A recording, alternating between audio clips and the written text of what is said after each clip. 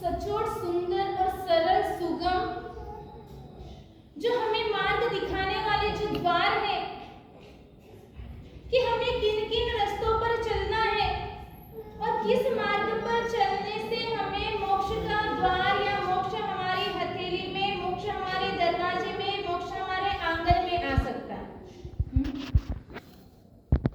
उसमें सबसे अच्छा सुंदर उपाय जो बच्चे से लेकर बड़ा व्यक्ति भी कर सकता है, वह पहला द्वार बता दिया है, प्रभु भक्ति। परमात्मा की भक्ति छोटा बच्चा भी कर सकता है, ज्ञानी भी कर सकता है, ध्यानी भी कर सकता है, जिसमें कोई अक्ल नहीं है, मंद बुद्धि व्यक्ति भी परमात्मा की भक्ति कर सकता है। दूसरे नंबर पे बात बताइए किसकी? गुरु पर्युपासी, गुरु की पूजा, गुरु की भक्ति, गुरु का व्यायाम, गुरु की सेवा, यह हमें भवसागर से तिराने वाला है।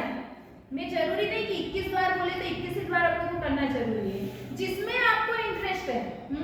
जिसको परमात्मा की भक्ति में है वो परमात्मा की भक्ति करें, जिसको परमात्मा की सेवा में इंटरेस्ट है वो परमात्मा की सेवा करें, जिसको जिन मत आने शास्त्रों में, जिसको ज्ञान सीखने पढ़ने में मजा आता है, इंटरेस्ट आता है, जागृति होती है, वह उसको पढ़ कर अपनी आत्मा को सफेद स्फटिक की तरह निर्मल बनाकर भी मोक्ष के द्वार को खोल सकता है। जरूरी नहीं मोक्ष में जाना तो 21 द्वार अपने को लेना पड़ेगा कि 21 द्वार पर हमें चलना पड़ेगा उसके बाद में मोक्ष मिलेगा, ऐसा जरूरी नहीं है। एक द्वार की पसंद कर लो, मेरी लाइफ में मुझे ये चीज पसंद है, बस फिर उसका छेड़ा यानी उसका केड़ा मत छोड़ो। थारो केड़ो ने छोड़ो शनिवार, एक सेकंड भी हम उसका पीछा ना छोड़ें, बस हर पल, हर दम, हर श्वासोश्वास में मेरे लिए, मेरे साथ में यह चीज चले। मेरे प्राण अलग हो जाए, प्राण अलग हो जाए, लेकिन फिर भी मेरे अंदर से गुरु की भक्ति न जाए, गुरु की सेवा मुझसे दूर नहीं होनी चाहिए। सूरत के अंदर एक महिला गुरु के प्रति इतनी श्रद्धावान, उस महिला का नियम, गुजराती महिलाएं ऐसे नियम में अगर तटस्थ रहते हैं तो गुजराती लोग ही रह सकते, अपने मारवाड़ी लोग थोड़े से पीछे हो जाते हैं। अपने मारवाड़ी लोग कहाँ पे आगे होते हैं? दान में आगे हो जाएंगे। ऐसी श्रद्धा, विश्वास, भरोसा धर्म पे इतना नहीं। वो सूरत के अंदर जो महिला, उसका नियम प्रतिदिन का कि जब तक मैं अपने घर पर गुरु भगवंत को ना बुलाऊं, गोचरी न हो रहा हूं, जब तक मुख में पानी भी मैं नहीं लूंगी। कैसा नियम?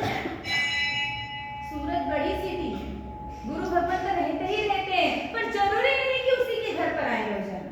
ऐसा हो सकता है आप भी आज बोलकर गए तो कल वापस आपके घर हम आने वाले नहीं है, भले यहाँ पर कोई गोचरी बुलाए या ना बुलाए, लेकिन फिर भी हम इतना देखते कि नहीं, कल इस भाई के घर गए थे तो आज अपने को उनके घर पर नहीं जाना। प्रतिदिन का नियम, अगर कोई गुरु भगवंत नहीं आते उनके घर पर तो वह आजू बाजू के कोई दूसरे उपास रहे या कोई दूर का उपास रहे, वो कहीं पर भी हो तो वह टिफिन लेकर भी गुरु भगवंत की सेवा व्यायाम के लिए चली जाती थी, लेकिन फिर भी मुख में पानी नहीं डालती।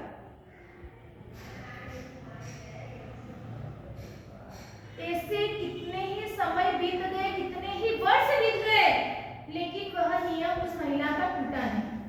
कितनी भी बीमार हो, लेकिन गुरु भगवंत का आना जरूरी है मेरे घर पर, तो ही मुख में पानी डालेंगे। और ऐसी जब बात मालूम पड़ती है गुरु भगवंत को तो वह सोचते हैं कि अरे इतनी श्रद्धावान व्यक्ति है तो उसके घर पर तो हमें जाना ही चाहिए। और हर गुरु भगवंत उनके घर आते थे, कभी न जाने के कारण टिफिन की व्यवस्था, टिफिन लेकर स्वयं घुराने के लिए जाती। एक दिन करते करते देखो व्यक्ति है और यह औदारिक शरीर मिला है हमें, औदारिक शरीर के अंदर कितने ही प्रकार की वेदनाएं हो सकती है, कब वेदनी कर्म का उदय हो और कब हमारे शरीर में कोई रोग आ जाए, कोई गारंटी नहीं है। और ऐसी उस महिला जो कोमा में चली गई,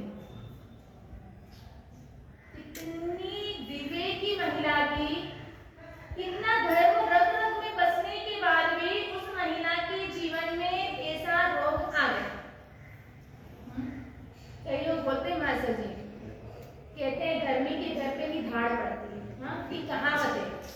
कई लोग आकर कहते हैं कि मास्टर जी हम इतने धर्म आराधना वगैरह सब कुछ करते हैं, लेकिन हमारे ही साथ में ऐसा क्यों होता है?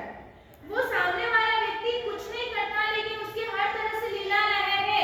अरे वो पूर्व भोग की पुण्य वाली का खा रहा है और आप भी पुण्य वाली का खा रहे हैं, लेकिन पूर्व भोग के पाप का उदय है। अभी इस भोग में आप भले ही क्यों नहीं कितना अच्छा कुछ कर रहे हैं, लेकिन पूर्व भोग के आपके पाप कर्म बने हुए हैं जो अभी आपके उदय में आए हैं।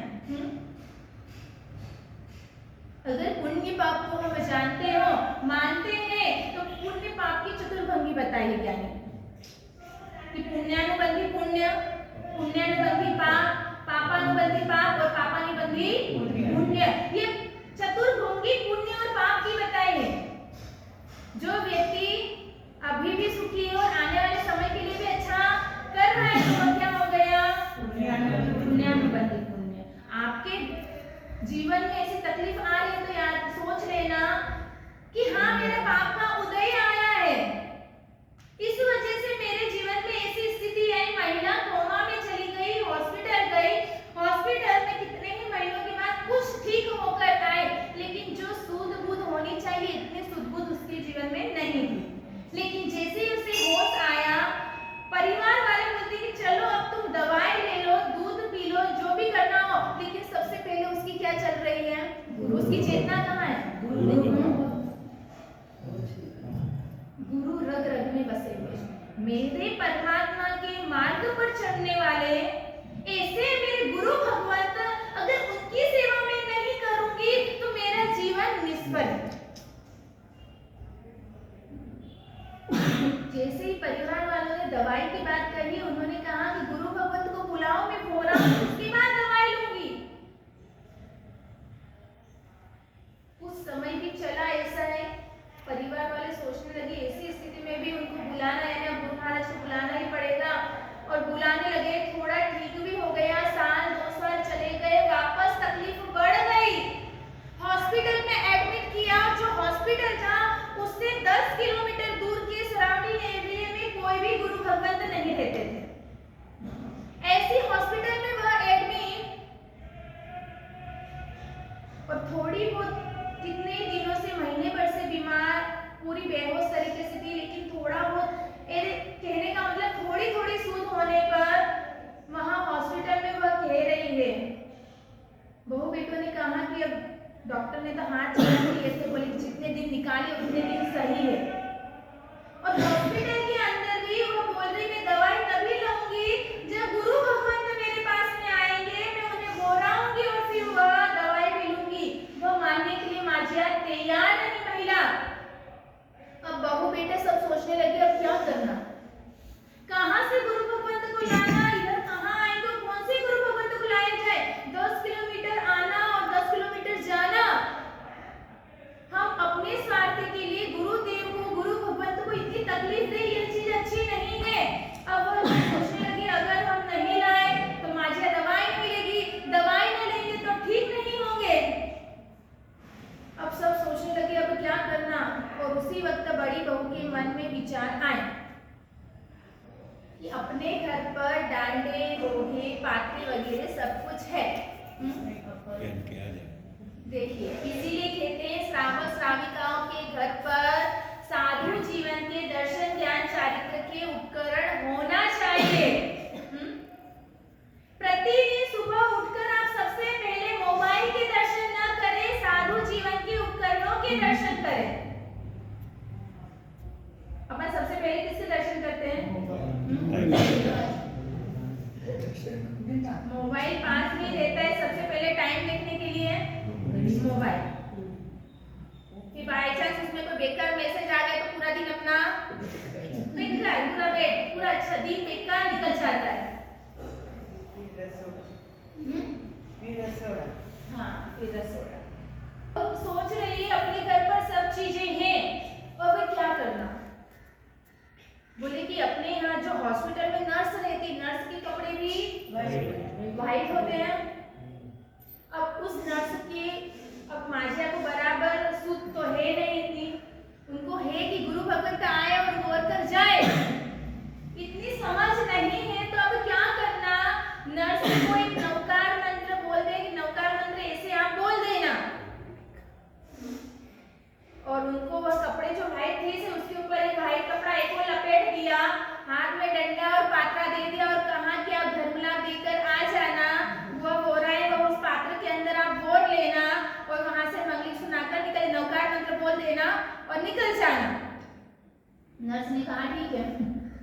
पात्रे डंडे उंगली वगैरह मंगवाया और नर्स तो साधु के कपड़े में है कि ओढ़ा चरवला वगैरह लेकर आए और धर्मलाभ कहा। जैसे ही धर्मलाभ का शब्द सुना माझिया तो बैठ गई, जो बेड पर लेटी हुई इतने दिनों से हर्षोल्लास के कारण, अरे मेरे यहाँ गुरु भगवत आ गए हैं। वो तुरंत बहू बेटी को आवाज लगाने लगी कि अरे हाँ वो मुझे गोचरी दो, मैं गुरु भगवंत को बोलाना चाहती हूँ। तुरंत मिठाई का पैकेट लाया हुआ ही था, तुरंत ऐसा वैसा मिठाई का पैकेट उन्होंने उन पात्रों में भरा दिया और हर्षोल्लास आज मैं धन्य हो गई। जैसे ही बोराया मैं धन्य हो गई, ऐसी की ऐसी माझिया तो सचमुच में धन्य हो गई। वहीं के वहीं माझिया के प्राण किसी गुरु भगवंत को बोहराते हुए गुरु की गोद में सोए हुए कहते हैं, जब जीवन का अंत हो मेरे सामने एक संत हो, मेरे होठों पर अरिहंत हो, महावीर का वह पंथ हो। अपन ने कभी भावना पाई है? जब मेरी श्वास निकले, हाँ, जब मेरी श्वास निकले इस देह का, जब मैं त्याग करूं तो मेरे सामने अरिहंत प्रभु हो और मुझे गुरु मैया की गोद मिले। ऐसी गुरु की गोद में ही मैं अपने प्राणों का त्याग करूं और आखिरी समय में मैं साधु वेश को ग्रहण करूं। भावना होती है? जगदीश भाई, हाँ, भावना होती है किसी की? भावना घड़ी है संसार में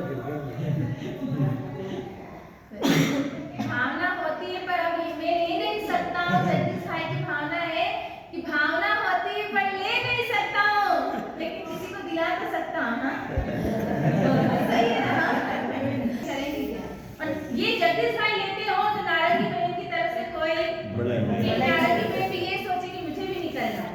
हाँ, हमारे धर्मी आत्मा है, वो भी इस महिला जैसी है, श्राविका है, वो भी पूरे हमारे, हाँ, कि हमेशा तत्पर रहते हैं। हाँ मास्टर जी, वो तो गलती से आ गए, हाँ, गलती से इधर आ गए जगदीश भाई के साथ में, काम उनका लेना देना इसलिए। तो कहते हैं कि गुरु के प्रति समर्पण भाव हमारा उतना होना चाहिए जितना हमें परमात्मा के प्रति समर्पण भाव। 1% भी परमात्मा से कम हमें गुरु के प्रति श्रद्धा भाव नहीं होना चाहिए।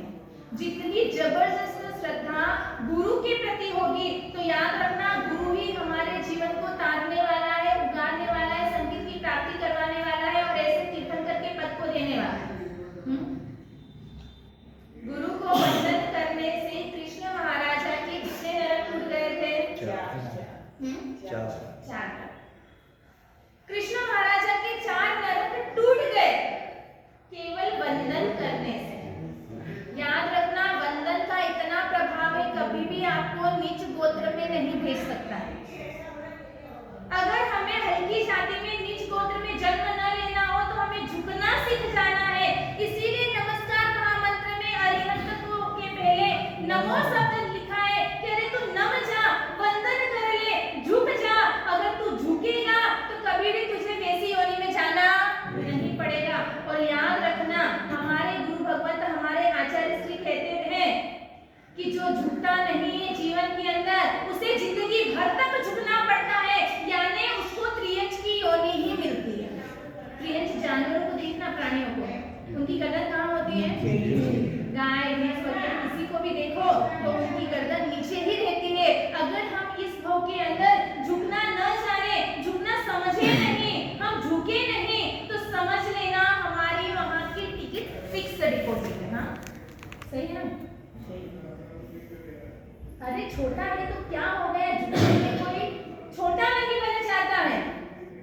तू नहीं झुकती ले मैं झुक जाती है, क्या हो गया?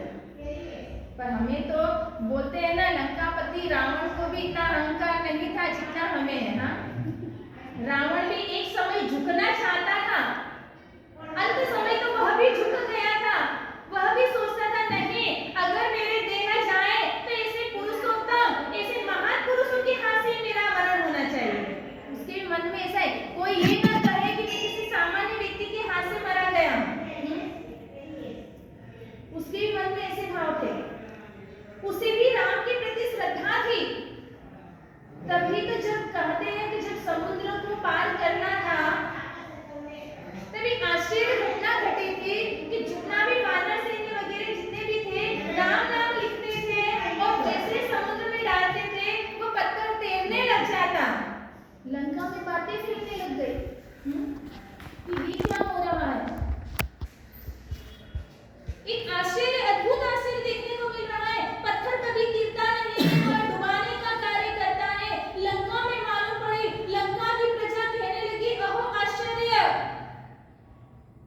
अब उस वक्त मंदोदरी को भी लगा, मंदोदरी ने बहुत समझाया, लेकिन रावण समझने वाला नहीं था। मंदोदरी को कहा प्रजा को समुद्र के किनारे पर लाए, और रावण ने कहा अरे राम के नाम से क्या तेरे मेरे नाम से भी पत्थर तीर जाएगा। अब उस वक्त की प्रजा सोचने लगी कि अरे ये क्या राम के नाम से तीरा, तो हमारा रावण जो राजा है यहाँ का वह भी कम नहीं है, रावण के नाम से भी पत्थर तीर जाते हैं। क्योंकि राशि तो एक ही है ना, हाँ? एक ही राशि हो तो सब एक जैसे हो सकते हैं? नहीं हो सकते ना। एक ही राशि मिलने से व्यक्ति नहीं तीर सकता है। पारसमणि का भी प है और पैसे का भी प है, दोनों की एक ही राशि है, लेकिन एक पारसमणि का जाप करेगा, ध्यान धरेगा तो वह पारसमणि जैसा हो जाएगा, और पैसे का ध्यान धरेगा तो वह व्यक्ति डूब जाएगा। लोगों ने वहां देखा, सब सोचने लगे हमारे रावण राजा के नाम से भी पत्थर तीर रहा है, लेकिन मंदोदरी को विश्वास नहीं था। ऐसा हो नहीं सकता, राम तो पवित्र आत्मा है, एक भगवान का अवतार है, उसके नाम से पत्थर तीर सकता है, लेकिन मेरे पतिदेव के नाम से कैसे तीर सकता है। और उस वक्त मंदोदरी ने कहा कि आप जो ये कह रहे हैं इसमें कुछ ना कुछ मुझे लग रहा है, इसमें कुछ ना कुछ संदेह मुझे है। और कहते हैं रावण की भी मंदोदरी प्रिय थी, भले ही सीता को अपहरण करके लाया, लेकिन सीता से तो थोड़ा मंदोदरी का था। सीता एक मनुष्य लोक की नारी थी, लेकिन मंदोदरी विद्याधरों की थी। मनुष्य यानी कि सामान्य मानव से विद्याधरों का रूप ज्यादा होता है। मंदोदरी भी रूपवान थी, पटरानी थी रावण की। पटरानी ने कहा कि ऐसा कैसे, मुझे समझ में नहीं आ रहा है, ऐसा हो नहीं सकता है। और उस वक्त गुप्त रीति से धीरे से रावण ने बताया, पत्थर को उठाया और कहा मेरे नाम से नहीं, यह राम के नाम से तीरा है। भले ही ऊपर नाम मेरा है, लेकिन शिला के नीचे नाम मैंने किसका लिखा है? राम का नाम लिखा है। राम को भी इतनी आस्था थी, इतनी श्रद्धा थी, राम के प्रति एक बहुमान भाव था, लेकिन एक थोड़ा सा एक अहम था। उस अहम के कारण वह मैदान में, रण मैदान में भी, युद्ध के मैदान में उसको हार माननी पड़ी। लेकिन विद्याधरों के सामने सामान्य व्यक्ति कुछ जीत नहीं सकता है। वह तो विभीषण आ गया, कहते घर का भेदू ही होता है, वही अपना अनर्थ करवाने वाला होता है। और ऐसे विभीषण ने बता दिया, लक्ष्मण ने तीर लगाया। और ऐसे भी भवितव्यता रहती है कि प्रति वासुदेव को मारने वाला वासुदेव होता है। अपने जिन शास्त्रों के अंदर बताया गया है कि वासुदेव के हाथ से प्रति वासुदेव मरते हैं, और प्रति वासुदेव कौन थे? रावण थे, और वासुदेव लक्ष्मण वासुदेव थे। राम के हाथ से रावण की मौत नहीं, लक्ष्मण के हाथ से रावण की मौत हुई थी, वह मारा गया था। और उस वक्त देखो, भले ही युद्ध की जगह है, दुश्मनी की जगह है, लेकिन फिर भी जैसे ही वह मृत्युशैया में था, अंतिम श्वास गिर रहा था रावण, लेकिन फिर भी राम ने क्या कहा? राम ने लक्ष्मण को क्या कहा था? रावण के पास जाकर तो वीर शिक्षा लेकर आ जा। कोई ऐसा ही दुर्लभ व्यक्ति और हम कह दें कि जाओ उसके पास से कुछ सीख के आ जाओ, तो आप क्या कहोगे? आपके पास कमी है कि आप कुछ सिखा नहीं सकते जो हमको उस व्यक्ति के पास भेजा है ना? कैसा भी पापी से पापी व्यक्ति भी होगा, दुर्जन से दुर्जन व्यक्ति भी होगा, तो उसके पास कुछ ना कुछ सद्गुण होंगे ही से। कई बार कबीर को कहते थे कि अरे कबीर, तेरी जो झोपड़ी है ना, ये कत्ल खाने के लिए जो मांस काटते हैं उनके घर के पास में है, तो क्या करना है, तेरी भी संगति, ऐसे लोगों के सामने तू भी बिगड़ जाएगा।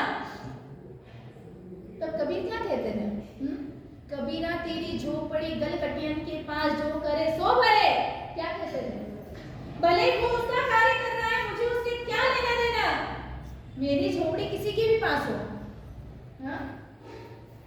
वह पाप कर रहा है तो वही उसका भुगतान करेगा, मुझे उससे लेना देना नहीं है। यहाँ पर रावण के पास में लक्ष्मण को भेज दिया, भले शत्रु थे, लेकिन शत्रुता वहीं तक थी जहाँ तक मैं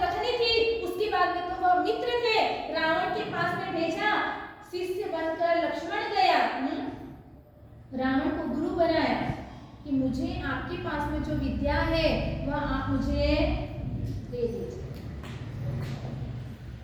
किसी से झगड़ा हो जाए ना आपका तो इतनी दुश्मनी मत बांधना।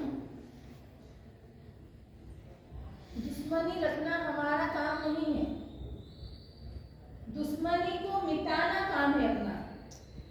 किस कारण से दुश्मनी हुई वो कारण को मिटाना, उस व्यक्ति को नहीं मिटाना है। हाँ, दुश्मनाहट को दूर करनी है, दुश्मन को दूर नहीं करना है। और अपन किसको दूर करते हैं आजकल? हाँ, दुश्मन को दूर करते हैं, दुश्मनी को वैसी महाराज साहब जी ने बोलते कि नहीं बात करना चाहिए, प्रदूषण पर्व आ गए 2 मिनट बाहर से कर ली बात, लेकिन अंदर तो होगी वही चीज हमारी डंक करती, होगी वही चीज हमारे चुभती है कि इसको कैसे क्या करूं, इसको कैसे नीचे गिराऊं। दुश्मनी को हम दूर नहीं करते। तो ऐसे ही गुरु के प्रति बहुमान भाव आए। गुरु भी यही सोचता है कि मैं कैसे शिष्य को ऐसे गुरु पद पर बिठाऊं। अपन ने पहले एक दिन सुना था कि गुरु कैसे बनाना, और गुरु भी यह चीज देखता है कि गुरु भी शिष्य कैसे बनाए, वह भी हमारे यहाँ बताया है। हर गुरु कोई हर व्यक्ति को शिष्य नहीं बना देता है, अपना पद हर व्यक्ति को नहीं दे देता है। अगर योग्यता देखे तो ही वह उसको उस पद पर बिठा सकता है। वराह मिहिर को जब आचार्य पद नहीं दिया गया, उसके अंदर योग्यता नहीं थी वराह मिहिर के पास, तो उसे आचार्य पद नहीं दिया गया, दीक्षा का त्याग कर दिया और वह मरकर वहां से देवलोक में देवता बना और देखा संघ के ऊपर उपसर्ग उपद्रव करने लगा। आर्य ऋषि सूर्य जी ने गोष्ठमाहिल्य को पद नहीं दिया। आपको तो नाम भी पहली बार सुन रहे होंगे कि गोष्ठमाहिल्य कौन था। आर्य ऋषि ने गोष्ठमाहिल्य को पद नहीं दिया, दुर्बली के पुष्पमित्र को दिया क्योंकि उसके अंदर योग्यता थी। नाम क्या रखा गया? दुर्बली का पुष्पमित्र। किस लिए रखा गया उनका नाम ऐसा? नाम के अंदर ही आपको आंसर मिल रहा है। हाँ, इतने दुर्बल थे, कितना भी घी के घड़े पिला दो, हाँ, फिर भी उनके जीवन में जो एक कहते हैं कि जो साधना थी, जो ज्ञान की पिपासा थी, जो उनका एक अध्ययन था, इतनी अध्ययन में उन्हें मेहनत पड़ती थी कि उनकी काया बढ़ ही नहीं पाती थी, ऐसी कैसी दुर्बल ही होती थी। कई बार परिवार वाले मिलने आते थे तो परिवार वाले बोलते थे कि इतना दुर्बल क्यों हो रहा है, क्या बीमारी है कुछ? तो परिवार वाले के सामने ही गुरु भगवान ने बताया आप थोड़े दिन यहाँ रुके, फिर आपको मालूम पड़ेगा ये दुर्बल क्यों है। घड़े भर के भी घी देते, इतना 5 पकवान खिलाते, लेकिन फिर भी वह मुनि ऐसे ही रहते थे। तब बताया कि इसका शरीर क्यों नहीं बनता, तब गुरुदेव ने बताया कि इसके ज्ञान के कारण इसके शरीर में इतना परिश्रम होता है। दुर्बली के पुष्पमित्र कोई सामान्य व्यक्ति नहीं थे, एक केवल ऊपर से नीचे हो या इतने 1 सेकंड के अंदर 7 नई गाथाएं बना देते थे। अपन तो 1 घंटे के अंदर भी 7 गाथा याद नहीं कर सकते हैं। पूरे दिन में अपन मेहनत नहीं करते, सबसे बड़ी बात मेहनत करने वालों की कहीं हार नहीं होती। और ऐसे दुर्बली पुष्पमित्र को आचार्य पद दिया तो गोष्ठमाहिल्य को गुस्सा आया, संघ से उन्हें बाहर निकाल दिया और वह निम्न बने। हाँ, तो ऐसे जिनके अंदर योग्यता नहीं होती है, बस अगर उन्हें उस पद पर बिठा दिया जाए तो हमारे संघ की भी स्थिति खराब हो जाती है।